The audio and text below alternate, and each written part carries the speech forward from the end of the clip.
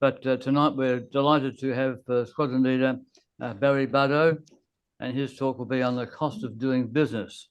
Military Aviation Safety, Australia, 1914 through to 1922. Or should that be 2022? That's better.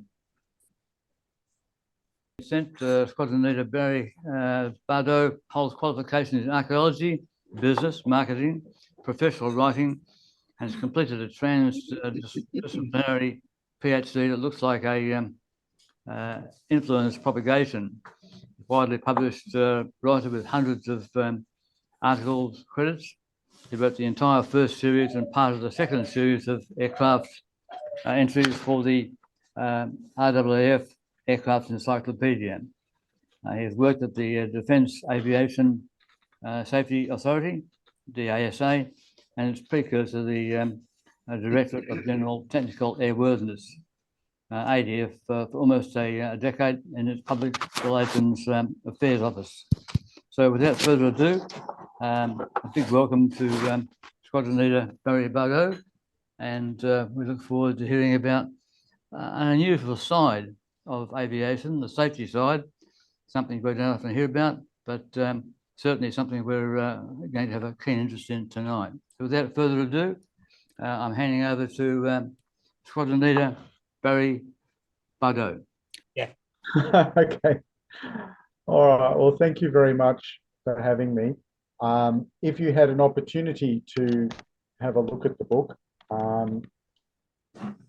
hopefully you'll see that it is in a fairly journalistic style. It's not a historical piece by any measure, although it has historical elements. The impetus for this was created by Air Commodore James Hood, who was the inaugural Director General of DASA. He wanted something that a very generalised audience could read and understand, and he wanted something in a journalistic format that would capture some of the emotion.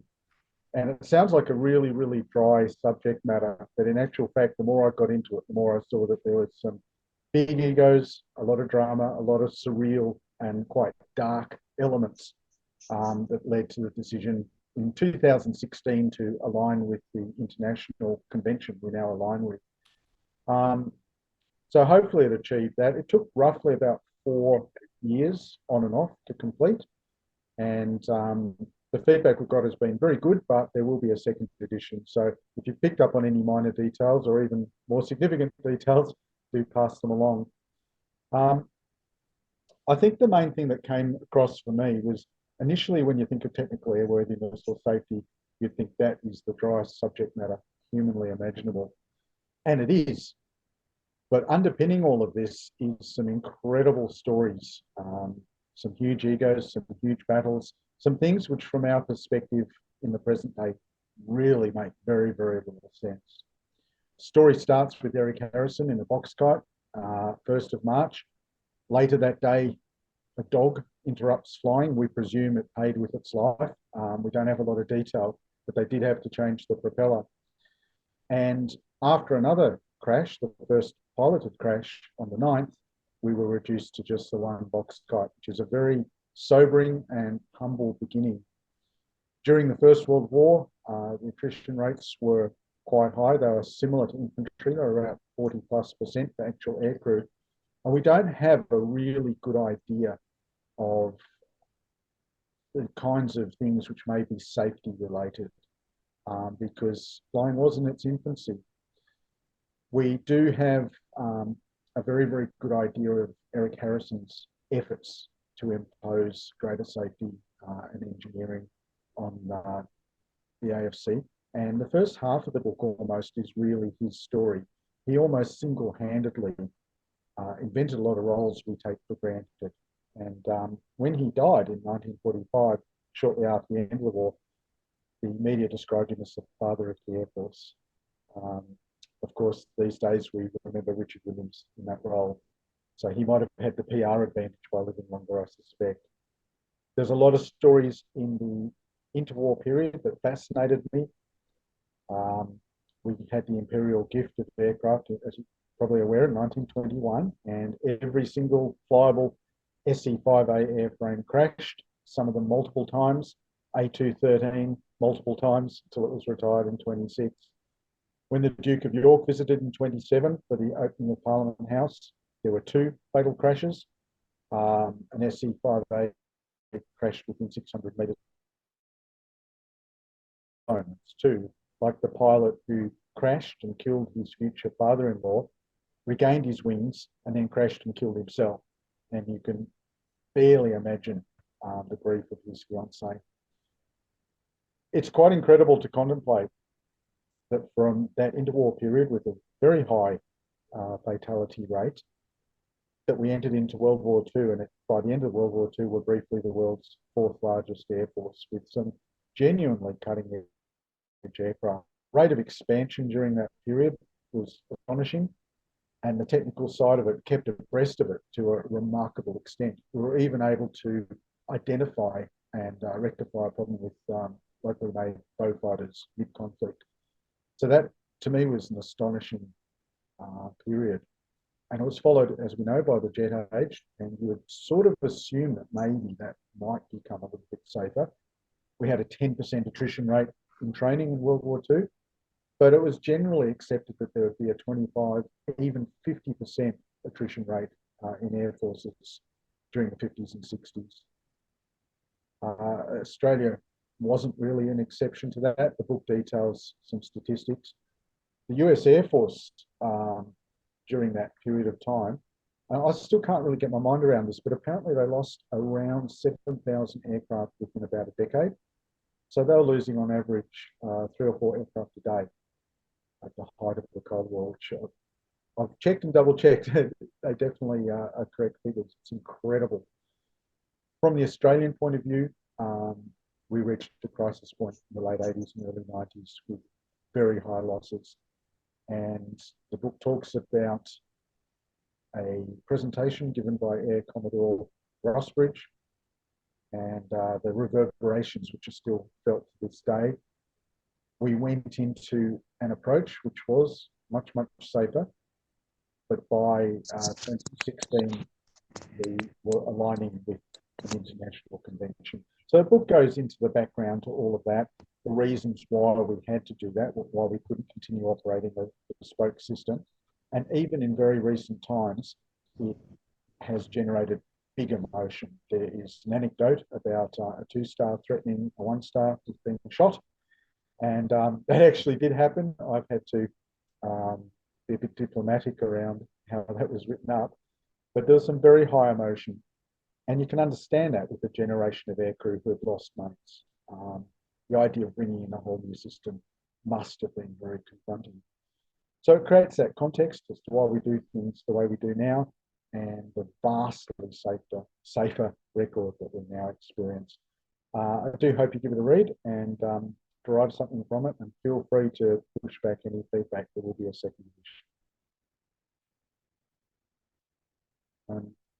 Are we going to do questions, or is that enough? Or I'm done. No, we will do questions. Oops.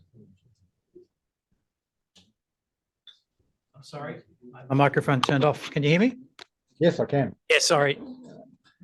So Barry, yes, we'll open it up for questions. And I know there's a few questions in the room here, so we're going to go to those. Hopefully, people have had a chance to download and see the book, and certainly some have. So for Barry. Barry, it's Richard Honus speaking from Melbourne.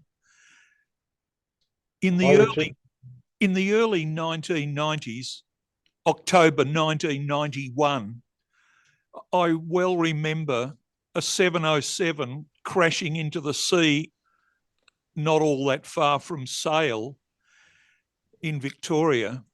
And could you talk to why in those days they were allowed to fly asymmetrically, which contravened the RAA or the Boeing book on how to fly the aircraft? You should never fly it asymmetrically. And how the RAAF explained that terrible crash. Yeah, look, that's an excellent point. And looking back on those times, there was a lot of things going on which just were not okay, I suppose. I struggle to find diplomatic words, and people from that period also struggle with it. The Board of Inquiry, I believe, I do write about it in the book. The Board of Inquiry found, of course, that was the incorrect thing to be doing.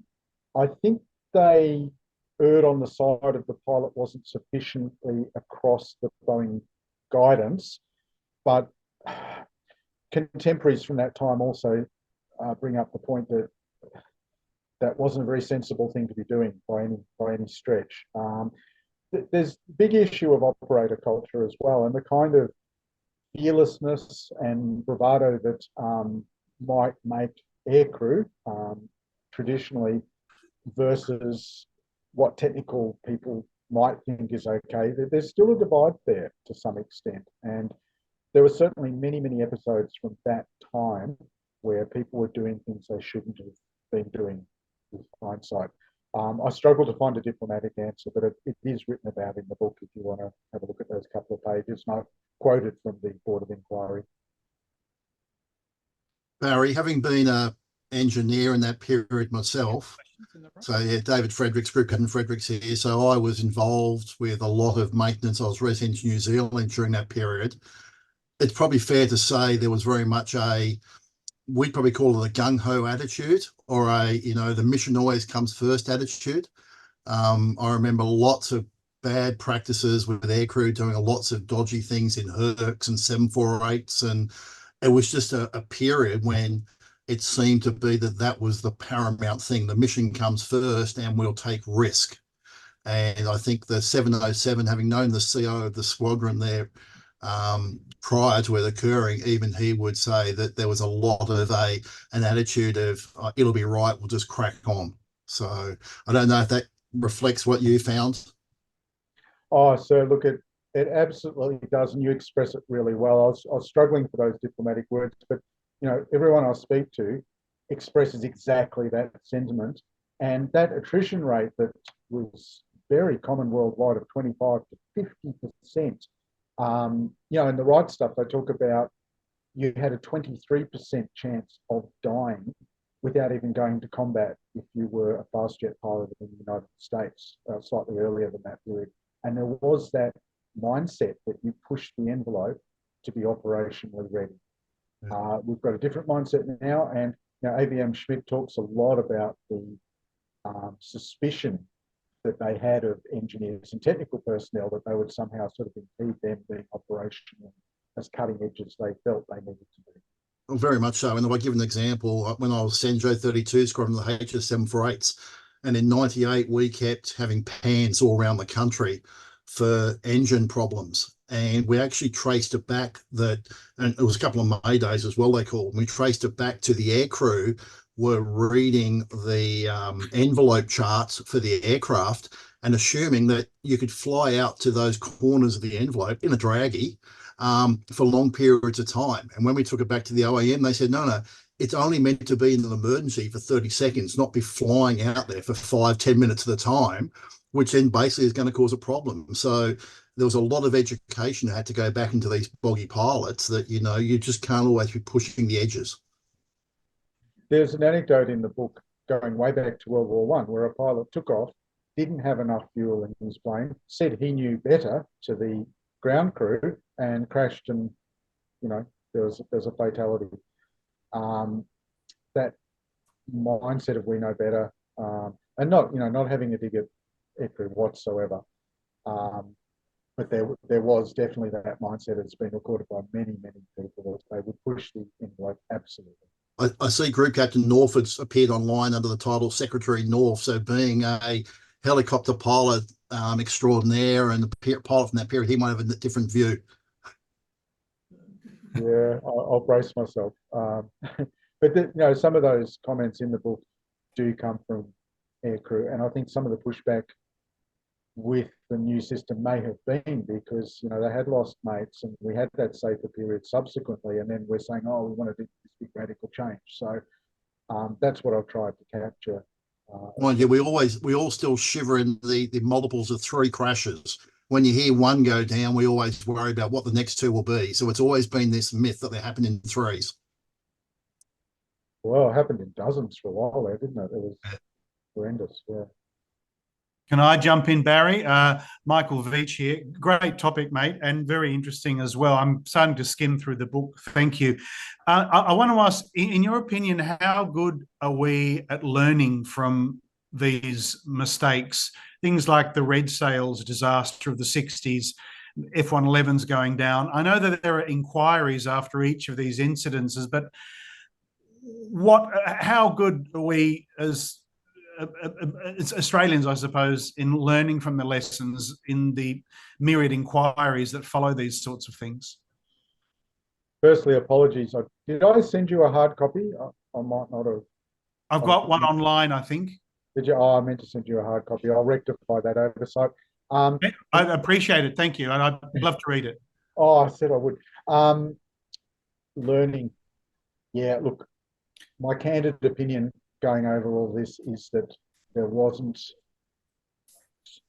suitable responses to multiple tragedies over a long time, and it took a really disastrous period. It took that period, late 80s, early 90s, where dozens of airframes were lost, for us to really be galvanized into a response. And look, part of it is because the worldwide culture, as you would know, was that we accepted big attrition rates in achieving operational readiness. And every Air Force, I think the Indian Air Force had a 52% attrition rate for their MiG-21 fleet. And it was considered completely normal. So whilst there would be inquiries and there would be discussion and there would be some changes, it wasn't the kind of radical change that had to happen in the early 90s. Just very quick, going back to the Red Sails, I'm not sure if you include that in your book, Barry. What was the aftermath of that? What actually happened in the aftermath of that catastrophe? I don't go into it in the book, and I'm not sufficiently across that. Okay. Peter, sorry. Go on. Yeah, I was going to say Peter Hobbins is very patiently had his hand up there. So Peter, let's jump across to you for your question or comment. I'm good, thank you. Look, first, Barry, congratulations. I devoured the book last week. Really enjoyed it and really appreciate the perspective you put in. I approach it more from the policy and aviator perspective in the work that I've been doing. So I really valued the engineering and airworthiness side that you brought to it. And look, I've got to say, full disclosure, as you can see behind me, I work at the Australian National Maritime Museum. Our fleet manager was a former Navy clearance diver who actually dealt with the human consequences of that 707 accident as well. And he was talking to me about that a few weeks ago, about actually going down and recovering the casualties. So these things do have a lingering impact beyond airworthiness. My question was, Navy tended to borrow their safety culture in the first few decades from the Royal Navy. They were very clear about that. They approached Air Force, who said, no, bugger off. Fred Sherger was very clear that he thought it was ludicrous that Navy should rely on Air Force systems. What about Army? Who did Army look to as they started to take on rotary wing and fixed wing aviation? Who was really guiding their safety? You addressed part of it in the book, but I felt like certainly in the 60s into the 70s, it wasn't clear where they were getting that guidance from. My understanding is it was Air Force, but they had their own, increasingly developing their own capability, but they fell within Air Force airworthiness approaches. I mean, there was three systems. There was Navy, Air Force and Army and civilian for a while. And then, as you know, Navy was sort of, I think, perhaps coerced into the fold in the 90s. Yeah, I was just looking at the first Firefly crash, which was actually before we accepted it on board. We crashed it on Sydney even before it was in the RAN, so we did a good job there. Yeah, excellent work. Barry, in response to that or to that question, again, Peter Norford, being a helicopter pilot, around a time when we were transferring the Black Hawks across, he might have some knowledge in terms of what Army was doing at that time, because it was very much. I was in support command at the time when we transferred them across, and there was lots of suspicion going both directions as to who was going to be providing the guidance and who was going to be setting the rules, etc. So, and that was from the outsider's perspective, not from an operational perspective as a helicopter pilot, which obviously North brings. Yeah, I think what I try and capture in the book is there was some ambiguities. I don't have that freshly enough in my mind, that particular part of the book, but I think that was part of the problem, that they were trying to bed that down, ironing out those ambiguities and where their focus was. Yeah, so in some ways, to answer Fredo's question, in the very early days, Army aviation, I think that's what the question was about, who was looking after Army aviation in a safety sense. Yeah, and I think airworthiness, my understanding was that Air Force retained the Airworthiness Authority. Correct. Leftover from our very early helicopter days of the Sycamore and the Dragonfly, we in actual fact helped out Army as they stood up the Army aviation, particularly rotary capability. And the first CO of Army Aviation School up there was co-located, was based at Amberley. And the first CO was an Air Force wing commander left over, and he was previously experienced on Dragonflies and Sycamores. And indeed, Army's our first casualty in Army aviation was an Air Force flight lieutenant killed by, if I remember rightly. Can I make a comment here concerning Army aviation? Lee Ryan in Melbourne. Way back last century, pre-Vietnam, I attended a Royal Aero Society talk here where they were addressed by Max Simpkin, who in those days was the director of Army aviation. One of the questions that was put to him after the talk was, how come Army aviation appears to be so safe, considering how close to the weeds they are always flying? And he had a single word answer: discipline. He said, we drum it into the guys that they've got to fly safely, they've got to do it right, and that discipline, self-discipline and discipline from outside was the important factor in the then Army safety record.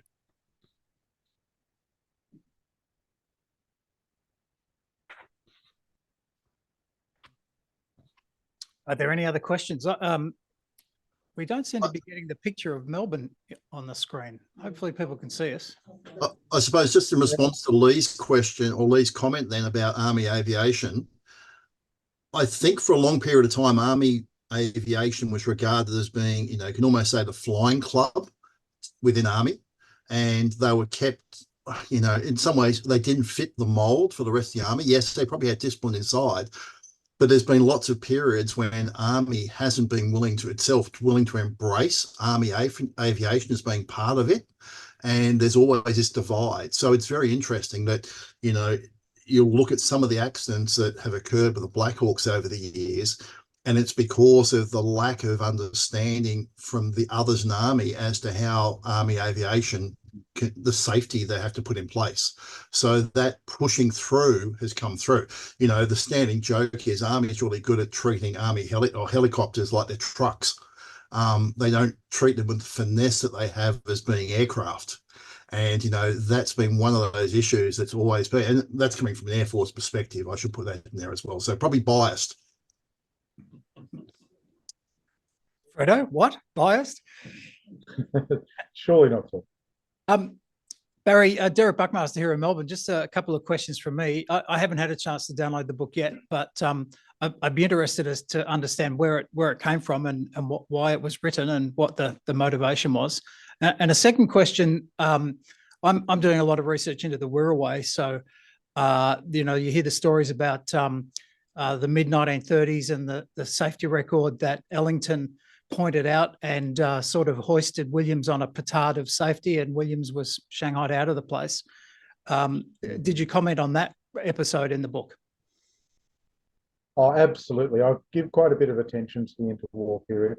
As you point out, very high casualty rate. I think 50 to 60 casualties, which for a very small force was a huge amount. Part of it was operator culture. just silly behavior sometimes. Part of it was obsolete approaches as they found to airworthiness and maintenance. In terms of the origin of the book, it was very much Woody's idea, Air Commodore Hood, back in 2016. He wanted something that would explain why we were aligning with an international convention, why DASA got stumped up, why we were doing things more safely, and give people a rationale for the regulatory approaches that we've now adopted. So it was important to create that context and point out that there's been various periods where we've had an abysmal safety record, and a lot of people have died unnecessarily, and certainly the interwar period was darkly shocking. I talked about the guy killing his father-in-law and killing himself, and terrible accident record during that period. So I go into that in a fair bit of detail, including those two reports, as you alluded, one of which effectively ended William's career as leader. Hello, Dion Makovsky here in Melbourne. I had a question. I don't know if you can talk too much about ongoing investigations, I suppose, but I am interested because I spoke to some Navy gentlemen serving people recently regarding the MRH-90 and their experience of that, and the fact that, of course, the MRH-90 has now been retired by the government or by the Army. And I get different viewpoints. I've heard different things. They say that operationally they were amazing aircraft. They never missed a mission, I'm told, at least on board some of the ships. And the other side of it is that the aircraft were completely unsuitable. Is there an Army culture coming into that as well that might have led to this kind of situation? Or as far as you know, generally speaking, is there a problem with the aircraft? Baz, it might be worthwhile pleading the Fifth Amendment on that question. So I thank you for jumping in. I was just about to say I still got a little bit of a career to go. Take that as a comment. No, I honestly can't speak to that. That's way above my pay grade. Yeah. While there's an investigation going on, we can't say anything. It just creates rumours. Yeah, absolutely. And in due course, there will be findings, and the appropriate findings find their way into the public domain. But as Sir points out, we can't remember an ongoing inquiry. Now, Roderick Smith has his hand up. Over to you, Roderick. You'll have to unmute. Right, thanks. Look, I've rephrased this question while I've been listening to the others. There was a huge gulf always between military and civilian, and yet, of course, a lot of military people retired and went to civilian, and they weren't gung-ho and didn't crash with plane loads of passengers. And I've mentioned one of the salvations when was it United had a section of the fuselage blow out and the captain landed, and it was said, yes, that was his military experience. He coped. Now, so rephrasing on the run, is some of the problem it's youth culture. The aviators that we read about were young people. Was it just I think young adventurism? I think there's a few different factors. Youth and the kind of fearless bravado that is required to be a combat pilot, which I can only imagine what that must be like, are very, very necessary qualities. You've got to be prepared to take risks and have that level of bravery.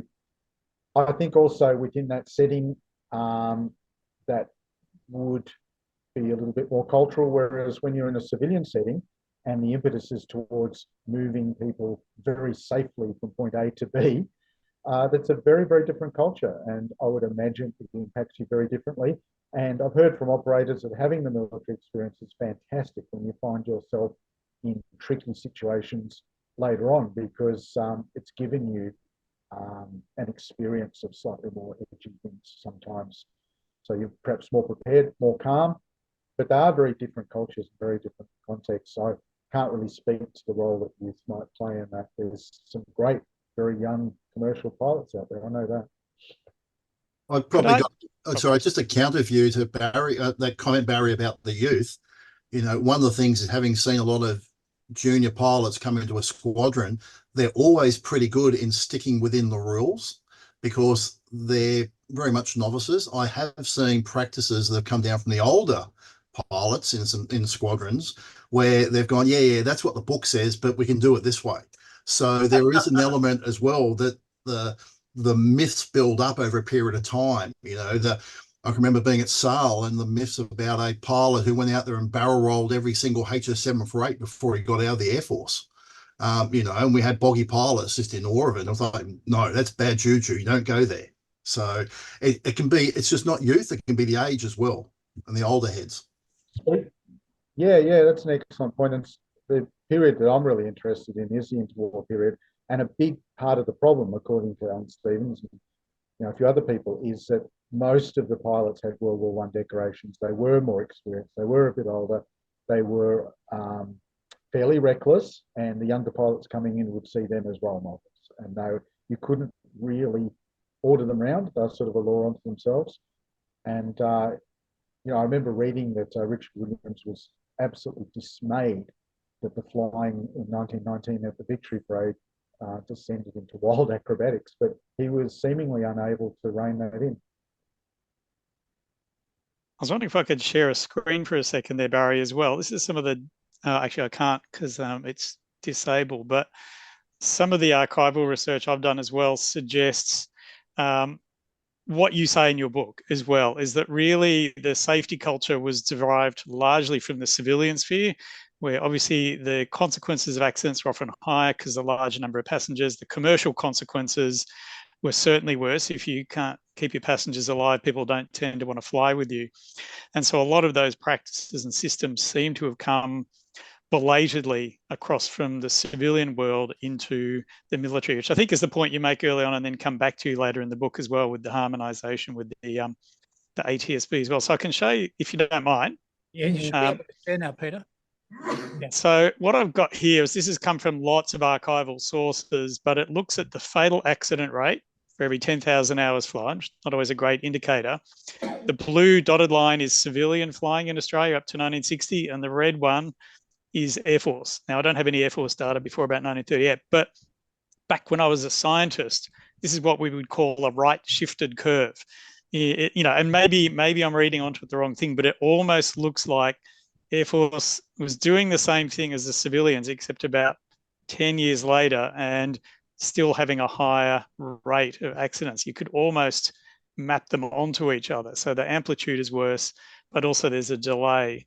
So I've always found that interesting, and you can read causation into it, or it could just be coincidence, but it's pretty interesting. And of course, some of those peaks, 1940, pretty obvious, 1950, pretty obvious. So wars tend to create accidents as well because stuff's happening really quickly. But anyway, sorry to butt in. Just thought that's as a fun, very interesting observation from the archives there. Yeah, that is interesting. And, I think you're right about that. I just think the culture of combat flyers for a long time was to push the envelope. And that's why it's called the cost of doing business, because it was just accepted. And lots of people I speak to would talk about the cost.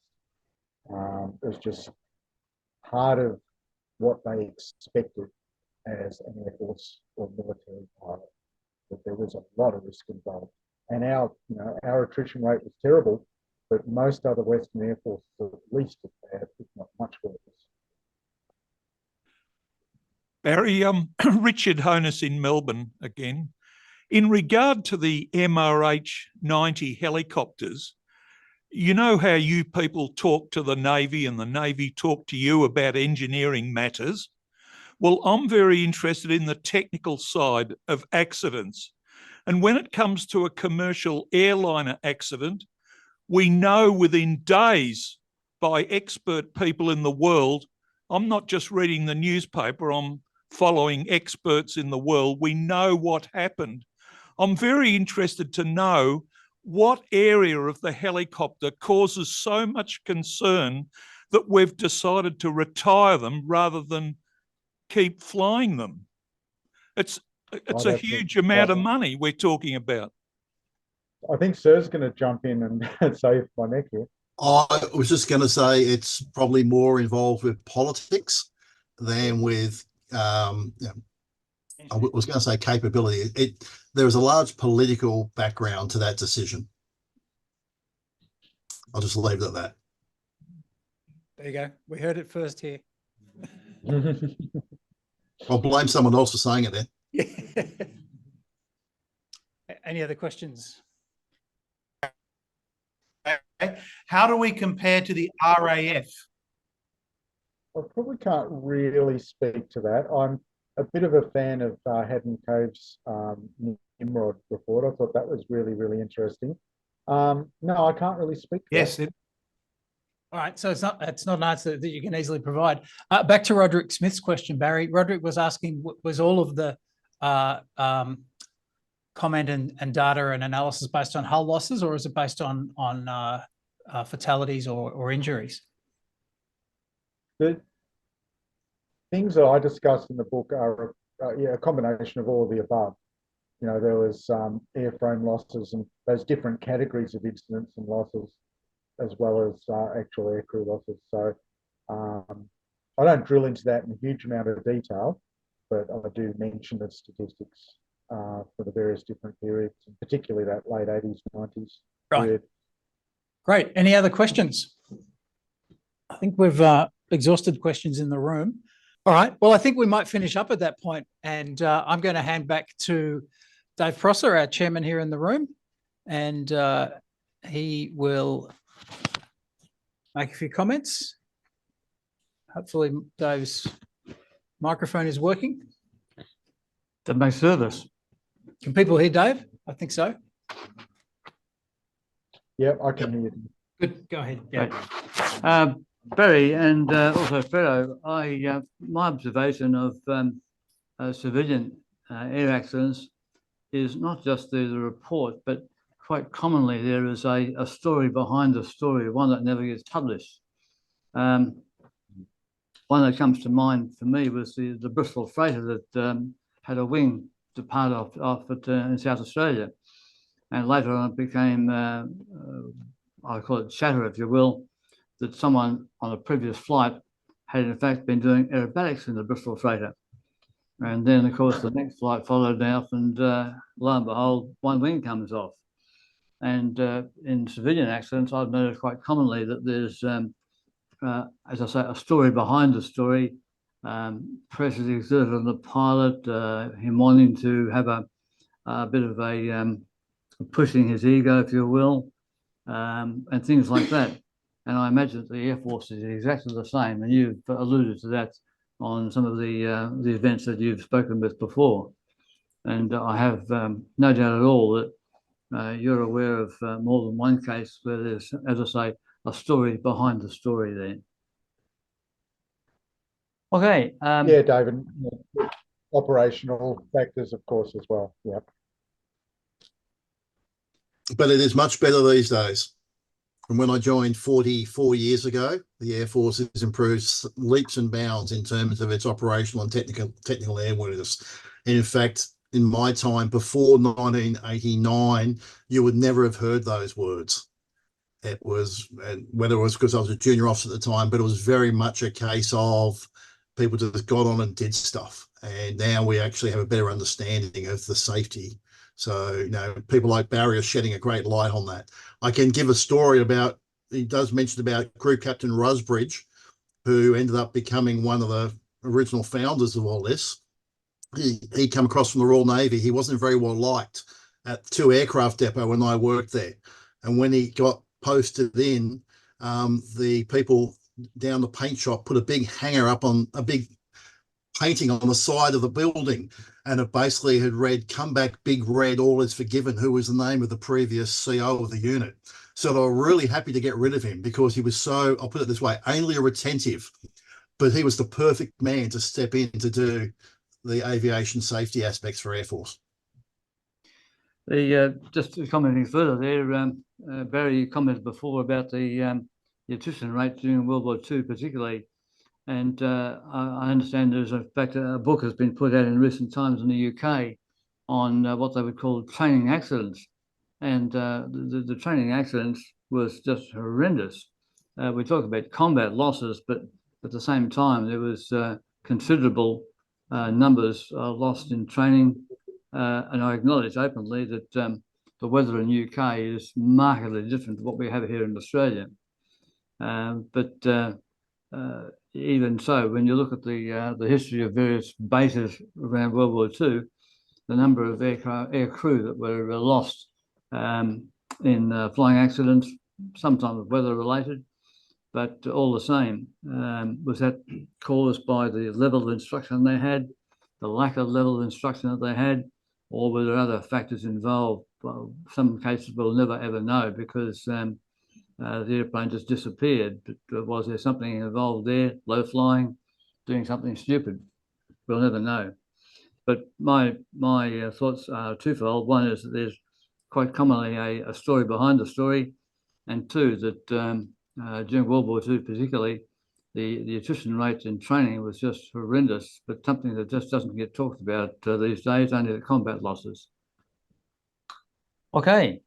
Do we have any questions from anyone else this evening? Oh, just to that, can you hear me now? We can. Yes. Just to what you just said, and Barry might be able to confirm this, I believe that OTU Mildura had more losses in training with the fighter pilots than they did in combat. That's from one station. Low flying would be one of those, not just engine failures, but certainly from what I've read, low flying and Yeah. low flying, I mean really low flying. And the impetus of war, trying to get as many aircrew as possible through, it was quantity was the big thing. There was, you know, when you're under that kind of pressure, it's very, very, very different impetus. Yeah, certainly World War II, more so than today, it was really a case of ram them through as quickly as possible because aircrew were needed in the South Pacific and, of course, in the UK as well, or should I say the Europe theatre. And there wasn't any real consolidation there. It was just a case of train them, get them going and get them out and get the next lot through. Thank you very much, Barry, for being with us tonight. Look forward to having a look at your book as well. And I'm sure the other members of our crew here tonight will look forward to that as well. Eric, if you will. The book is available free of charge, and you can download it from the link that was in the meeting invitation. Good. Yeah. Just in case people weren't aware. Fantastic. Thanks for having me, everyone. Appreciate it. Thanks, Barry. Thank you.